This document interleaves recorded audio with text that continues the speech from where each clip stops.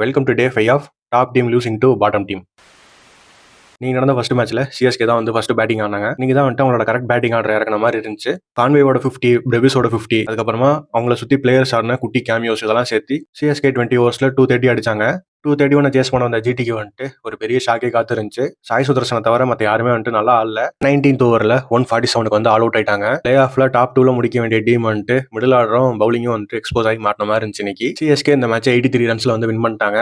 அடுத்து நடந்த SRH versus KKR மேட்ச்ல எஸ்ஆர்எஸ் தான் வந்து ஃபர்ஸ்ட் பேட் பண்ணாங்க. எஸ்ஆர்எச் பேட்டிங் பார்க்கும்போது இந்த ஆடினே இருப்பேன் அந்த டெம்ப்ளேட் தான் வந்து ஞாபகம் வந்துச்சு. அந்த மாதிரி 6 அடிச்சுக்கிட்டே இருந்தாங்க.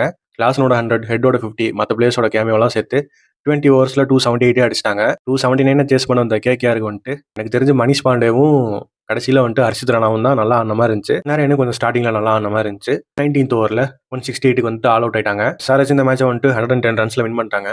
இன்னைக்கு சிஎஸ்கே வந்துட்டு ஜிடி 83 ரன்ஸ்ல வின் பண்ணதுல வந்துட்டு ஆர்சிபிக்கும் எம்ஐக்கும் டாப் 2ல முடிக்கிறதுக்கான சான்ஸ் வந்து ஏற்படுத்தி கொடுத்துருக்கு. அடுத்தடுத்த மேட்சுகளில் ஆர்சிபியும் எம்ஐயும் இதை யூஸ் பண்ணிப்பாங்களான்னு சொல்லிட்டு வெயிட் பண்ணி பார்க்கலாம். நாளைக்கு ஒரு மான் கொம்பு ஃபைட் இருக்கு, பிபிகேஎஸ் வர்சஸ் எம்ஐ. அதுல என்ன நடக்க இருக்கு அப்படிங்கறத நாளைக்கு பார்க்கலாம்.